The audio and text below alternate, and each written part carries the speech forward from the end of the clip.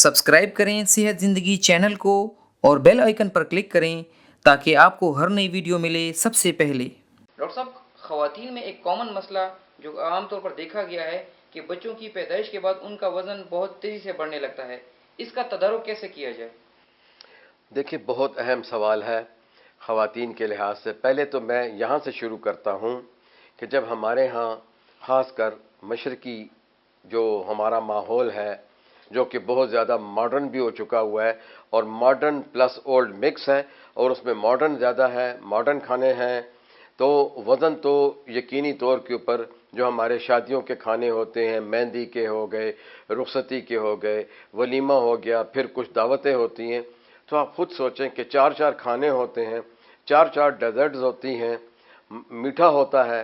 फिर उन दिनों में ख़वातीन व हज़रात को स्पेशली बताया जाता है जी कि रात को तो आपने 1 पाव जलेबी के साथ 1 किलो दूध पीना है, फिर भाई नया जोड़ा है आराम करने दीजिए।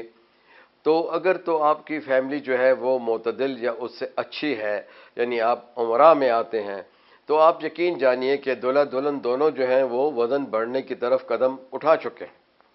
अब जब हामलगी शुरू होती है तो उसमें भी जो है लोग ऐसी ग़िज़ाएँ देते हैं कि ज़्यादा चिकना हो, घी हो, मक्खन हो, दूध ज़्यादा हो, तो ये भी वज़न बढ़ाती हैं। फिर हमारी मशरक़ी ख़वातीन में वर्जिश ना करने का जो रुझान है या वर्जिश को वो एक शजर ममनुआ समझती हैं, ये भी एक बड़ी वजह है।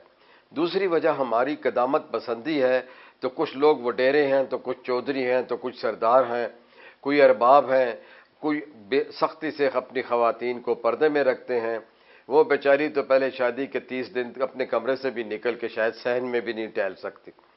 तो फिर आप मुझे बताइए कि ये वज़न बढ़ेगा या कम होगा? तो वज़न यकीनी तौर पे बढ़ेगा। फिर सिर्फ इस अमल को ले लीजिए कि मेरे भाई ने सवाल किया कि ज़चगी के बाद कैसे बढ़ जाता है।